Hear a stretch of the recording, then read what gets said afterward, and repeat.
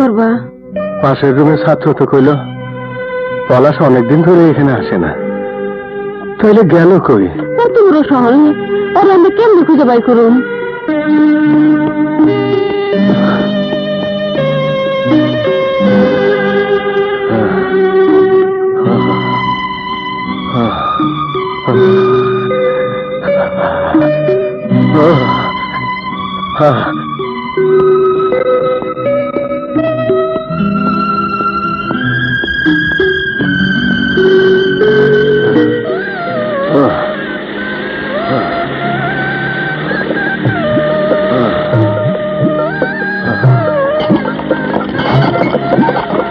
আসসালামু আলাইকুম।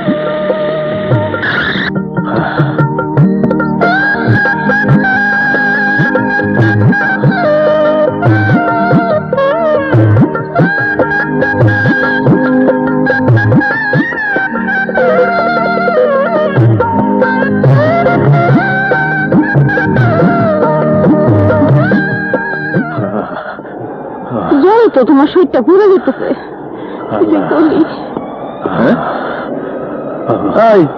এত রাইতে তোমরা এখানে কি করো? অন্যদিকে যাও। কই যাবো? সাহেব দেখলে আমার উপরে চেঁচাচেঁচি করবো, তাড়াতাড়ি যাও। আমার শরীর অসুস্থ। আরে অসুস্থ হইলে হাসপাতালে যাইবা, এখানে বসে দেখে কি আমার চাকরি করবা? যাও না বাবা। সাহেবের কি জবাব দিব? দেখো, উঠো, আস্তে আস্তে উঠো। আল্লাহ,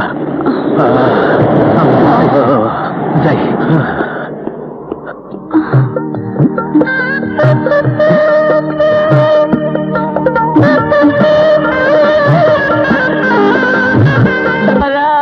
একটু সাহায্য করো বাবারা, এই মানুষটা 2 দিন ধরে কোনো খাওয়া নাই, দাওয়া নাই।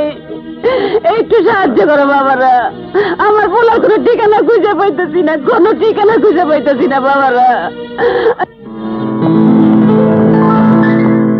পলাশ, তুমি আমার সঙ্গে চলো। আমি এয়ারপোর্টে যাবার আগে তোমাকে অফিসে নিয়ে গিয়ে সবকিছু বুঝিয়ে দিতে চাই। এত তাড়াতাড়ি এসবের কি প্রয়োজন? আপনি বিদেশ থেকে ফিরে আসুন, তারপর না হয়। না না, আমার ফিরতে 1 মাস লেগে যাবে। এতদিন বিজনেস তোমাকেই সামলাতে হবে, পারবে না? আপনার দোয়া থাকলে আমি ঠিকই পারবো। Thank you. জি, চলো চলো। মিলি, আসি মা। নিজের শরীরের দিকে খেয়াল রেখো বাবা। আচ্ছা, আমার লক্ষ্মী মামুনি।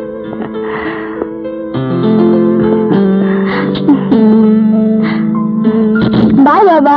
বাই। খোদা হাফেজ। আসসালামু আলাইকুম স্যার। একটু দয়া করেন বাবা, একটু দয়া করেন বাবা, একটু ওষুধের ব্যবস্থা করে দেন বাবা। আমার স্বামীরে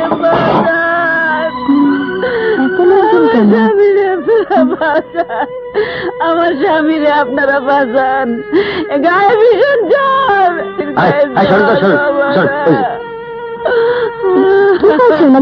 অসুস্থ হয়ে পড়ে রয়েছে কাল রাত থেকে।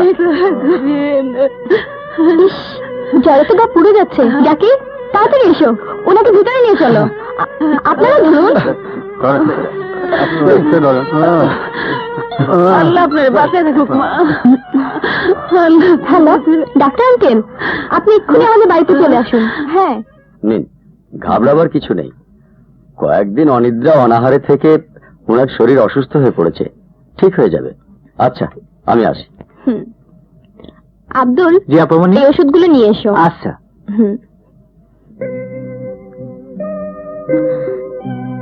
তোমার এই ঋণ যে আমি কেমনে শোধ করুম মা? কি যে বলেন, মানুষই তো মানুষের কাজে আসে, কিন্তু আমাদের অবস্থা হলো কি করে? আমরা গ্রাম থেকে ছেলের খোঁজে শহরে আইছি। শহরে আর কোনো আত্মীয় স্বজন নেই? না। তাহলে ছেলেকে যতদিন খুঁজে না পাবেন ততদিন আমার বাড়িতেই থাকুন। তোমার এখানে? হ্যাঁ, আমাদের এত বড় বাড়ি, আপনারা দুজন এখানে থাকলে কোনো অসুবিধাই হবে না। একটা কথা কই, মনে কিছু করো না মা। বলুন।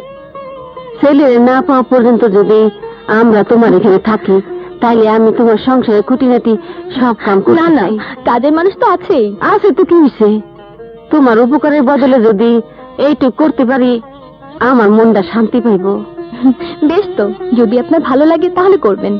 আচ্ছা, আপনি ওনার পাশে বসুন, আমি উপরে আছি। আচ্ছা, প্রয়োজন হলে ডাকবেন।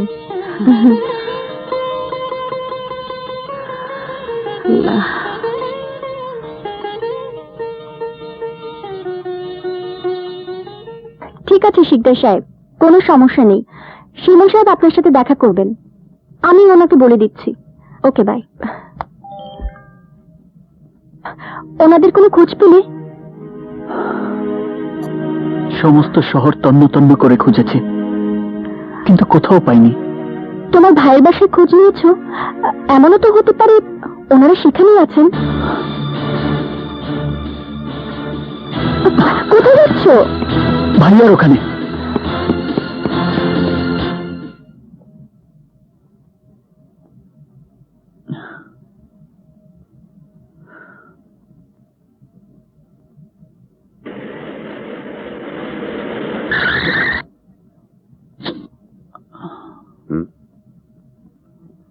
তুই এখানে কি চাস? তোমার কাছে কিছুই চাইতে আসেনি, শুধু জানতে এসেছি বাবা আর মা তোমার কাছে এসেছে কিনা। বাবা মা? হ্যাঁ, তোমার জন্য বাবা যে টাকা নিয়েছিল সেই দেনার দায়ে ওরা বাবা মাকে বাড়ি থেকে বের করে দিয়েছে। শুনেছি ওরা আমাদের খোঁজে শহরে এসেছে। আরে, এই ঠিকানাই তো জানে না, আসবে কি করে? তোমার বাড়িতে আমার বাবা মা আসুক বা না আসুক, একটা কথা তোমাকে স্পষ্ট করে বলে যাই মিস্টার পলাশ, আমার বাবা মায়ের এই পরিণতির জন্য দায়ী তুমি। যদি আমার বাবা মায়ের কিছু হয় তাহলে আমি তোমাকে...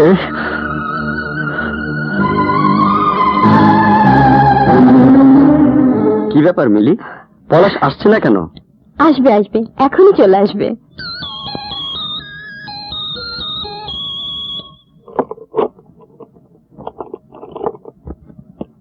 হাই দোস্ত। Hi friends. এসেছে রাজপুত্র। বিয়ে করে আমাদের ভুলেই গেলি?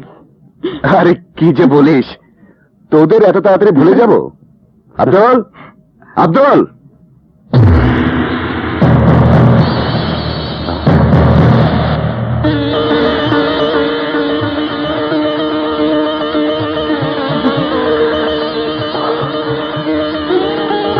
মানে ওই মহিলাকে ড্রয়িং রুমে কি করে ঢুকলো?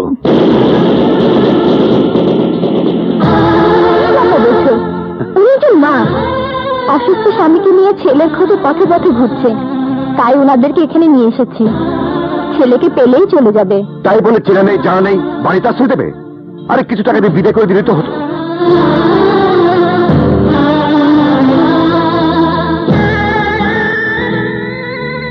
ওনারা মানুষের করুণা চান না, সাহায্যের হাত চান। কাজের বিনিময়ে আমার বাড়িতে থাকতে রাজি হয়েছেন। মা, আপনি ভিতরে যান তো, ওনাদের জন্য চা নাস্তা তৈরি আছে, আপনি নিয়ে আসুন। মিলি, পলাশ ঠিকই বলেছে, এভাবে অপরিচিত লোকদের বাসায় জায়গা দেওয়া ঠিক না। পরে দেখবেন বাড়ির সবকিছু নিয়ে পালিয়ে যাবে। পৃথিবীর সবাইকে একরকম ভাবা উচিত নয় আলতাফ ভাই। মানুষ যদি মানুষের বিপদে এগিয়ে না আসে তাহলে কে আসবে? তোমরা থাকো, আমি আসছি।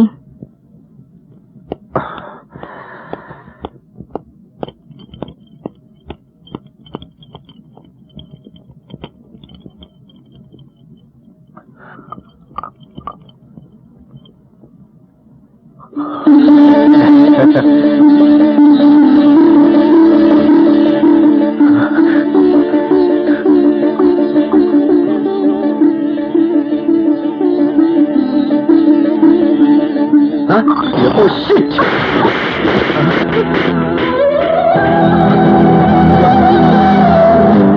বাবা, মাফ করে দেন বাবা, আমি দেখি নেই বাবা, আমাকে মাফ করে দেন বাবা, মাফ করে দেন,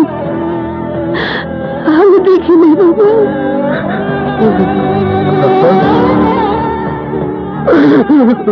এইসব মহিলাদের বাসা থেকে ঘাড় ধরে বের করে দেওয়া উচিত। হ্যাঁ হ্যাঁ, বাড়ি থেকে বের করে দেওয়া উচিত, তবে ওনাকে নয়, তোমাদের মতো মানুষদের এই সমাজ সংসার থেকে বের করে দেওয়া উচিত। নেবে চুপ করো তুমি। তোমার ধোয়ার যার গায়ে হাত তুলেছে তার তোমার মতো একটি ছেলে আছে, আর সেই ছেলে যদি আর এই দৃশ্য সচক্ষে দেখতো তাহলে তোমাদের হাত ভেঙে ফেলতো। না গো মা, না, আজকাল আর এমন ছেলে জন্ম নেয় না গো মা, জন্ম নেয়। পলাশ, এই ধরনের বন্ধুদের সাথে তোমার কোনো সম্পর্ক থাকুক তা আমি চাই না।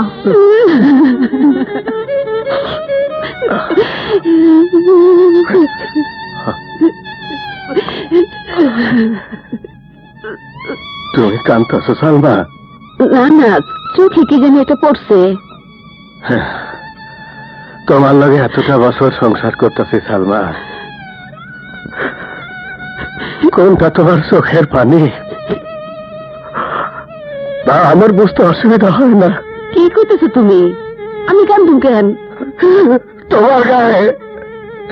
তোমার গায়ে হাত তুলছে তোমার ছেলের বন্ধু। আমি নিজের চোখে সে দৃশ্য দেখছি। তোমার গায়ে হাত তোলার পরও তোমার ছেলে চুপচাপ দাঁড়ায় দেখলো, বিন্দু মাত্র প্রতিবাদ করলো না। প্রতিবাদ করলো তোমার ছেলের বউ। ছেলের বউ?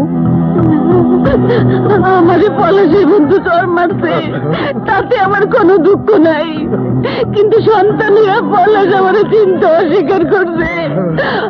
গো, এই কষ্ট আমি কি করে সহ্য করব? এই কষ্ট পাওয়ার আগে আমার মারা